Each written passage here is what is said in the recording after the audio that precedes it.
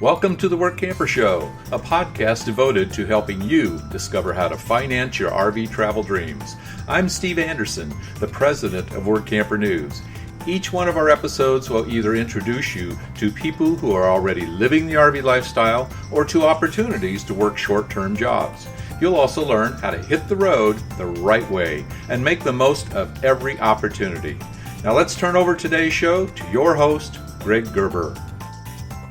Thank you, Steve. Today I'm interviewing a woman from Virginia who's been RVing with her husband since 2011, and she's going to talk about her most recent experience workamping in Yellowstone National Park. Today's episode is sponsored by The Dreamer's Journey. It's an online course and community produced by Workamper News. Life is way too short to keep your dreams on hold, so don't be held back by fear, because you were designed for more. Get started in the RV lifestyle the right way with this comprehensive guide.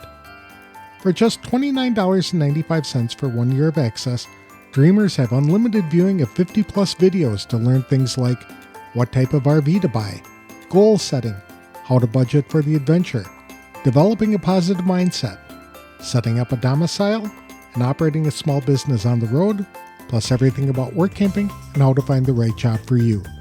Each video is 30 to 90 minutes long to give in-depth coverage on each topic.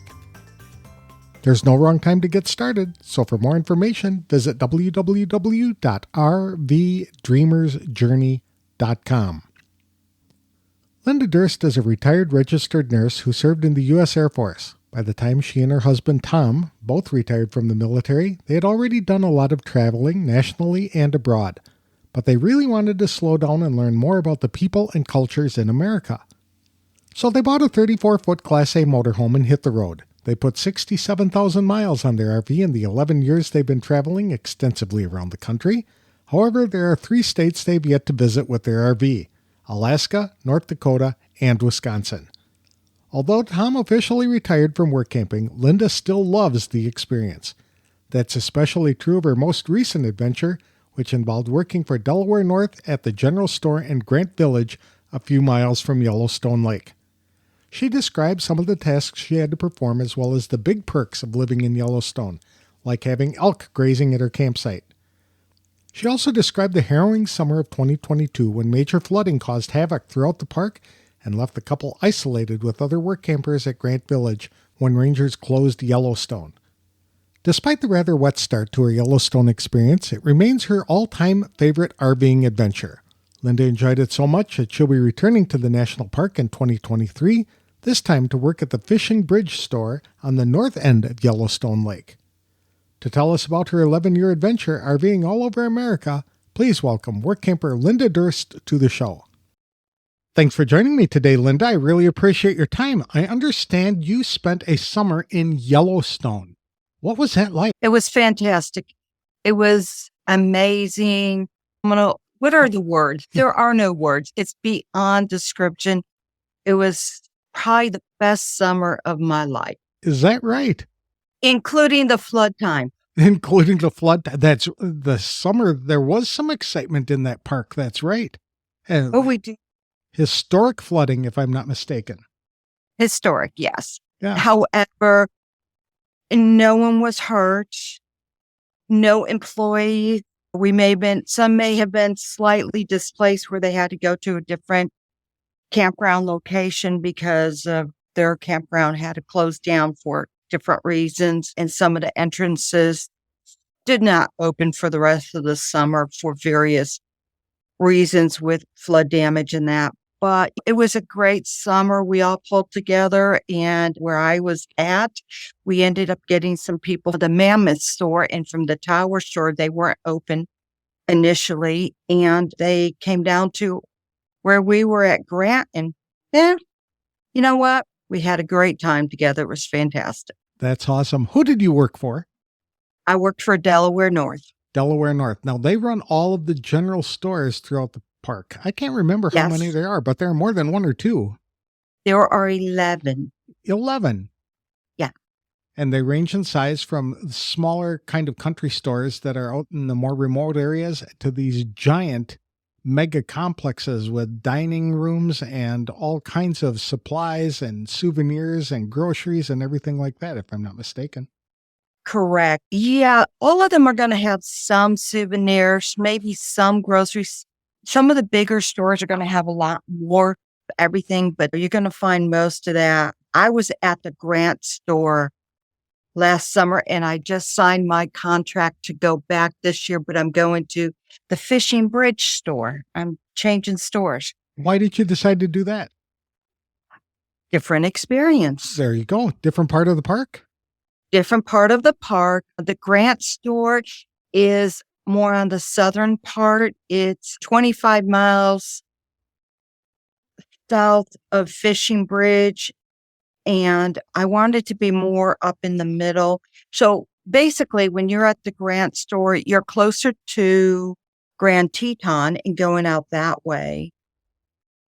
But if we wanted to go to Cody, it was 100 miles one way That to isn't. go big shopping. And that's not bad because I've been at Bryce Canyon before where I worked up outside of Bryce Canyon and it was still 100 miles to go to McDonald's or Walmart. Wow. So you don't do that. That's not what we're there for. We're there to experience the park. So you really don't miss those things. How long have you been RVing? Okay. Started RVing back in 2011 or 12. Yeah. We bought our first RV then and we still have it. And what is it? It is a Class A gas 2011 Bounder 34B. We bought what we wanted. We had researched for a couple years and it was due into the dealer that we were working with, but they stopped and they made the changes that we wanted on it. 2011 was a good time to buy an RV. They needed to sell them more than I needed to buy it. And so we got the size because we knew we always wanted to spend time in national parks. We got a size we knew we could fit in there. Ours is like 35 feet. And yeah, so we still have it. 67,000 miles later, it is going strong. We've been doing this now for 11 years. That was our very first RV. Have you been work camping the entire time? Let me see if there was actually a summer. Okay. We started out full time. We did that for 4.5 years. And then we bought a 2-bedroom place in one of the parks where we had Workamped at. It's a big park in the Rio Grande Valley of Texas. And it's where we winter now. I don't work in the winter. We take winter off for play and rest and just enjoy life. And then usually we go out for the summer and I work camp now. Started out with my husband and I both work camping. He is now officially retired from work camping, but I have failed retirement too many times. I like to work camp. So we still go out and he just comes with me. What's your husband's name? Tom. How long have you folks been married? 38 years now. My Yeah, goodness. 38 years. You almost get an award for that. We say it's just because we're both too stubborn and thick-headed. What attracted you to work camping in the first place? We first found out about work camping and go back in time to 2008 and the economy went in the toilet. And at that time, it was just, we had done tent camping all the way up until that time. And I thought about RVing. But in 2008, everything went in the toilet and then it was housing prices went down. So my dream of buying the condo with money from our house in Virginia, in a condo in Florida for the winter, that went out the window.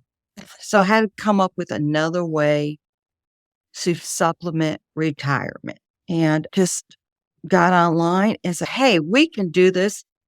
Showed my husband. We started watching videos of different people. Techno Media was one of the first ones we started following and some others and said, yeah, we can do this. So it was, a way to supplement retirement. What did you do before you started our... Before we went full-time RVing, I was a registered nurse and my husband was working with a contractor for the federal government outside Washington, D.C. And so that's where you were living for a long time? We were living at that time. Okay, if you go way back now, we were both military. So we moved so many times across the country, but we never got to experience areas. We made more cross-country trips in a hurry where we never really got to experience places, and we wanted to be able to go someplace and experience it and just immerse ourselves into local cultures. That's a problem for military families. They're traveling a lot, but it's usually on short notice, and they're always working when they're traveling. True. Yeah. And wanted to be able to travel. We both have done a lot of international travel, but we felt we really hadn't explored our country that much. Though we had gone to visit family here, there, and everywhere, we really didn't explore our country. And we wanted to be able to do that, and found out that we could work camp and it can help cover some of the cost. So since we had some retirement with being military, we're not desperate for a job, and that just gives us more options. So we're fortunate in that regard. That's and right. We can, Work pick camping and is choose. work camping is better than the military because it slows you down. You can't move Yes. for 3 months or so while you're Right. working that assignment. True. Do you have children? They're grown. One is living now in Texas. She said it was the first time she has lived in the same state as us since she went to college, though she's still 400 miles away from us because Texas is a big state. It's Texas, yes. And then our son is still back in Virginia. And we're both here visiting us for Thanksgiving. What do you like most about the work camping experience so far? Wow. Meeting people, meeting new friends, discovering different places, just learning more about the people in our country. Because when we left the Washington, D.C. area after years and decades of working in and around that area, you get jaded. And getting out and work camping renewed our faith in the people of our country. And so it was very positive being out, meeting people from all walks of life, and just new friends from everywhere. What kind of places have you traveled in your RV? Oh my God. Coast to coast, up and down. Are there any favorites? Gee. Yeah, the states we haven't been to yet is North Dakota, Wisconsin,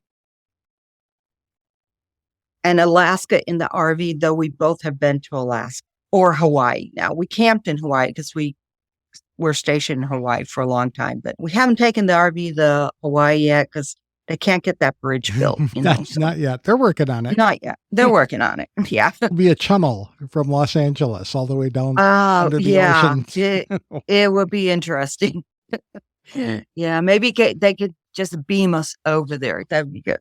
And North Dakota and Wisconsin are the only other two states. Yeah. Okay. That's really, they're just two holes. We're hoping maybe this year we'll, on our way back from Yellowstone, we're going to go up by way of North Dakota. Like we always say, our RV does not know how to go down a straight road.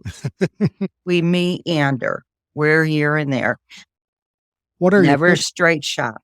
What are the favorite places that you visited? My new favorite place, having spent a whole summer there or multiple seasons in a summer, is Yellowstone. Before we had only been there for 4 nights. You don't even begin to experience Yellowstone. And so Yellowstone, having experienced it, Bryce Canyon, we're really big into national parks now. Yeah, Bryce Canyon, it's on our list. The Tetons, the summer we camp host up in North Cascade. Obviously, we like the mountains for the summer. Yeah. So, and then we... Okay, so camp hosting was your favorite position? No. Okay. Be honest with you. No, camp hosting was not my favorite position, probably least favorite. Most of our time, we have worked and I have worked in general stores. We had one position where we were a camp host in a national park, And then we had one position that was a sharp position where I was doing registration. And that was okay. But I like to be able to move around more. It just tied me to a desk, and I didn't want to be tied to a desk. Jobs are working in general stores. And yeah, that would be a favorite. When you're working in a store, what kinds of things are you doing? Well, I've did five or six seasons, summers in Ruby's Inn and General Store outside Bryce Canyon Gorgeous. National Park. Beautiful area. Obviously liked it because we kept going back. Sometimes we took breaks in between and then went back and forth. I've done everything from cashier to stocking, receiving, shipping, all aspects of the store. Last summer in Yellowstone, I was the fountain lead, which was totally something different outside my box. Totally outside my box and doing food service. I had never in my life done any food service work. So that was very different. This year, I'm going back to Yellowstone. I'm going to a different store and I'm going to be a stocker. I like stocking because I'm moving around constantly and get to know the merchandise and able to help the customers, the guests that are in the stores, and help them find that little special trinket or whatever they need. That's my favorite. What is a fountain lead? Fountain lead. That was a good question. That's what I asked. What the heck is a fountain lead? They have, in some of the stores, they have grills. In some, they have fountains. Sometimes in some of them, they're almost like the old-fashioned fountain that you would find in the old drugstores, probably when we were growing up, okay? Or at Woolworth, Kresge's, and all those kind of stores back in the day. And they have a counter, whatever, and fountain. They may have simple service, scooping a whole lot of ice cream. You scoop a lot of ice cream. Where I was at, we sold barbecue sandwiches and hot dogs. We couldn't have the whole grill open because of staffing issues, but that's all. And we had some hot stuff and cold stuff for people. I was the lead. So my main job was to keep the line moving, making sure the people that I had taking orders had what they needed to fill the orders, kept everything organized, and just kept it moving, had everything where we needed it, when we needed it to take care of our guests. So an opportunity to go to work helping people by serving them some delicious treats that they're probably not supposed to be eating, but they're on vacation. That's right. That's exactly right. They maybe not supposed to be eating that. Or, we had one group, one large family. They started coming in every day at 4 p.m. for their daily ice cream. And I'm thinking, oh my God, this ice cream's not inexpensive. But it was a treat. And they would go out and explore, and they come in for their daily afternoon ice cream. And we would talk to them about where they had explored that day and everything. It was a lot of fun. Speaking of exploring in Yellowstone, I have heard that people who are spending the summer there as work campers really get to know that park intimately because they are told by the rangers and the other staff where to go to avoid the crowds. Is that true? And when to go to avoid the crowds. Yes. That's essential. Learned when to go to some of the Disneyland sites. Old Faithful. That's where all the tourists have to go. When's the best time to really go there with the crowds not there? Do we share that information?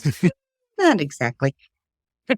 With each other, we did. But when to go, and there are certain times maybe where as an employee in the park, we were able to get into Lamar Valley when it wasn't open to the public yet because of flood conditions, road conditions.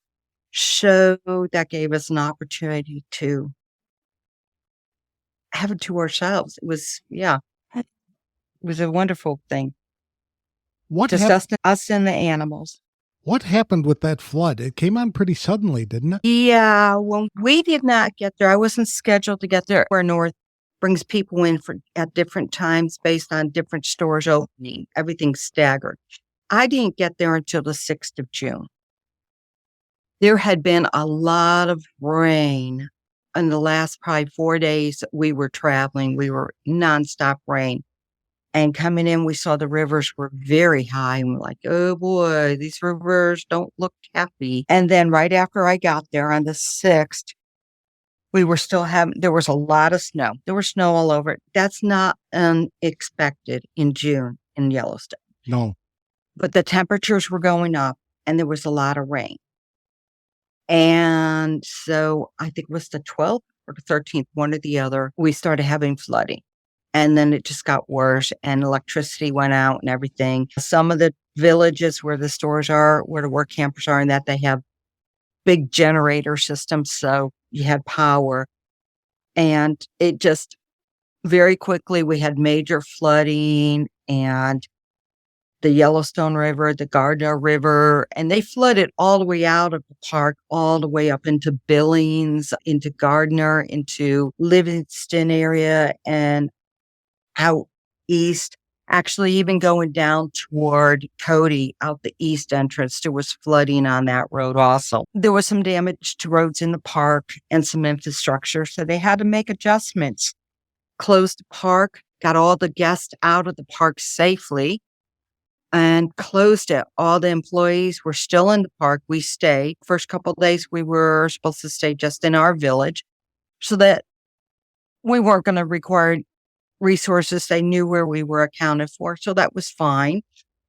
And we got to know our neighbors better that way. And then we were able to start maybe stretching our legs a little further out, and that was good. But it was very well organized. The Park Service did great. Delaware North kept us informed the whole time.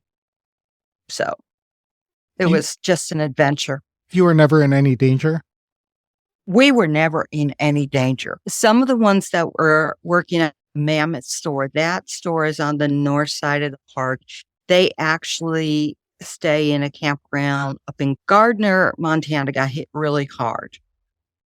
Was anyone actually in danger there of the work camp? Not that I know of, and I know people that were up there. They was a challenge getting them out of that area, and I'll just say it was a challenge, but everyone rose to the occasion, and no one was really in any great. So that was good. What did you think of And my campground, we were above the lake, so we were never hurt at all. What did you think of all the bison wandering through your campground? My campground actually didn't have bison. It depends on where you are in the park. They have their own particular neighborhoods they like to hang out in. But we didn't have bison, but we had elk who lived in our campground, had parking lot elk. They just lived there right where we were and got to know them really well. I had one particular elk. She came around and kept the grass nicely trimmed around our RV and everything and welcomed her all the time. She would come right around it. It was great. We loved having the wildlife around us. That is a special perk of being in Yellowstone, being able to live there. They just come and go as they want. And yes, and we always remember it's their park. We're just visiting. So you don't go up and try and scratch them behind the ears. You give them plenty of distance. No, don't pet the fluffy cows. No, we get upset about people bothering our friends. Have you faced any other challenges in the 11 years you've been RVing? Oh, yeah. Yes, you could say we have. I call them opportunities to excel or to overcome. Yeah, my husband and my kids hate when I say opportunity to excel. They don't like that because they know it's going to be difficult. Painful. Oh, yeah. In 2015, while we were moving from one work camping experience to another one, we got hit on the interstate I-20, the left truck that ended up out of control and turned around coming the wrong way down the interstate. The driver's side quarter, left front, took out the whole command section and everything. Not good. And then bounced off the whole side going down. Did not hit the bay where the propane tank was, which kind of we laughed at otherwise after. We were out of the RV for 4 months, which gave us another opportunity for another adventure. And I made it an adventure. I did while we were waiting. It's like, I can't sit around and wait. So we had an adventure with that. Was that for a repair? 4 months in shop. They did a great job between Ford and Fleetwood and the repair facility where it was. Yeah, they did a great job putting it back together. Ended up having to get a whole new front cab on it, the front part, and replace some other things. They actually had to have a new axle made and everything. They needed some work, but they put it back together. And if you'd never know if you saw it today, and we never had a leak from that. So actually, we've never had a leak in our RV. That's pretty good. That's wonderful. Remarkable, actually. Yes, and they put it all back together nice and pretty. And yeah, it was just a challenge going through that time. It was a little stressful because we were full time. And so trying to figure out, okay, what is your plan? Where are we going to go? What are we going to do? You wind up in an area that you weren't expecting, not knowing anybody, and trying to make it work. Like you said, an opportunity to excel. It was. And we turned that into a great adventure. We talked about some of the perks that you've enjoyed as work campers. That included the elk wandering through your campground and behind the scenes tips of things to see. What are some of the other perks that you've enjoyed over the years? All work camping opportunities have perks, whether it be the location. Sometimes, like, again, with either Ruby's and Delaware North into general stores, you always have, actually, I think everywhere where we work, there's always discounts that they give. Different things, different places have different discounts. So though the prices may be high in a national park, if you're looking at buying some groceries there, you're thinking, oh my God, how am I going to afford that? There's discounts for the people who work there. So it makes it very affordable. And then even the surrounding communities always offer discounts you find out about. And travel, meeting people, trying different things. That's just being flexible and being able to be willing to try something different has provided a lot of perks. Just that's been probably the big thing. Is there any advice you would give to people who are considering becoming a work camper? Be flexible. Think outside the box. Move outside your comfort zone. It's okay. There's good things on the other side of your comfort zone. Be open to opportunities. You never know. Right now, where we're at, where our winter home is inside an RV, mobile home, resort park, winter Texan type place. We came down here as Workampers originally back in 2016, 15, 16. We were outside painters, had no clue what we would be doing, but it was okay. We did that. And now we've been living here as residents too, when we're not in our RV. So yeah, be flexible. Flexibility is the best thing. That's great. And now you've had such a great experience working at Yellowstone last year that you're heading back there in a couple of months to pick up, but in a different location. Yes, and I'm going to be there longer. We will be there from the 15th of May until the 9th of October. So we are guaranteed we will see 4 seasons in that time frame. It will be winter when we get there. We'll see spring, which is all the new baby bisons will be born in that time frame, and they are hilariously funny to watch. The little kid bison and the little elk and everything. And then we'll have summer there with the wildflowers. So many wildflowers. They change constantly. The colors. It's a painting. It's beautiful. There was always a new view. The vistas, they changed constantly. So though you think you may have seen something, the next time you go by it, it's different. So, that's great. Yeah. Well, looking forward to it. Looking forward to being able to do more hiking. I wasn't able to do as much hiking last year because shortly after the flood, after we got back to work, I ended up with COVID. Oh, no. A hazard, right? Oh, but they were really good about it. And I got to use the clinic that they have there in the park for employees and was very happy with the way that worked. And got over COVID. And That's great. Thank you, Linda, for this time. It sounds like you've enjoyed some remarkable experiences over the past 11 years, and Yellowstone is one of my favorite places to visit. I'm jealous that you got to spend an entire season there, and will get to spend an entire season again. yeah, it's like, who would think? I'm like, they pay me to do this. Can't believe they're paying me to hang out in Yellowstone for a season and meet fantastic people. I wish you the best of luck in 2023. Thanks.